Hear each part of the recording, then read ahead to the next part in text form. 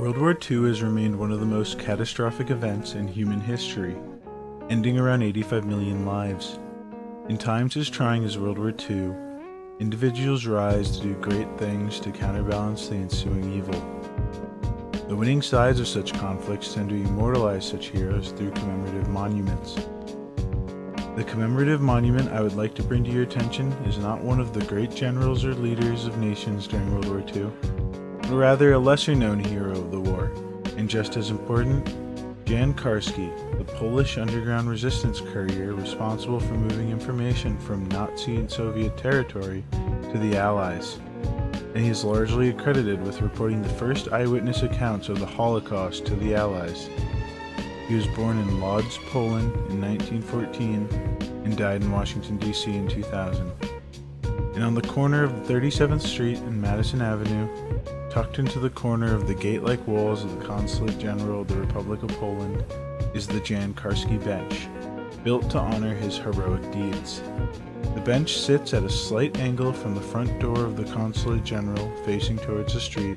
The bench was created by Karol Badina in 2007.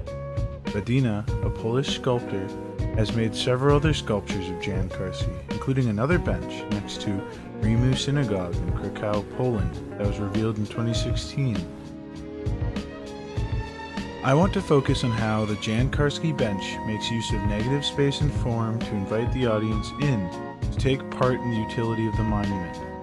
After being pulled into the monument, the viewer becomes a key part as the line of the monument brings the viewer and Karski statue into a game of chess. These three formal elements help reinforce the presentation of Jan Karski as an intelligent and calm man, and the utility of the monument brings the audience into the piece to learn about him. The line of the sculpture brings the viewer's attention to the chessboard. Badina specifically wanted the viewer to end there, as chess has had an association with traits they believed represented Jan Karski.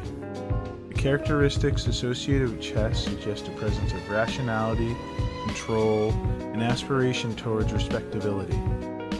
The Karski bench also shows a unique relationship between the values Alois Riegel defined but may not have foreseen.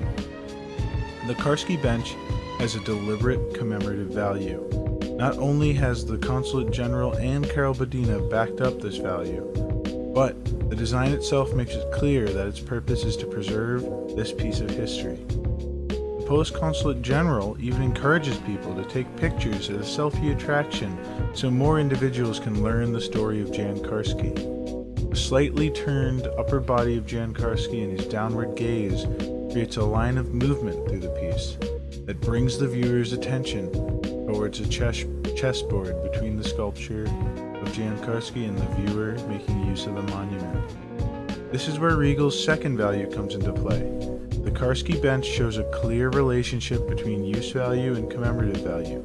As Riegel says, one could say that the use value is basically indifferent to the kind of treatment a monument receives. The use value of the Karski bench brings individuals into the piece in hope of intriguing them to learn more about this great man. This idea is further reinforced when on the 15th anniversary of Jan Karski's passing, the General Consulate brought in Polish artist Agata Oleksiak to update the bench. Olek dressed the entire bench except for the plaque with a golden fiber cloth she knitted herself.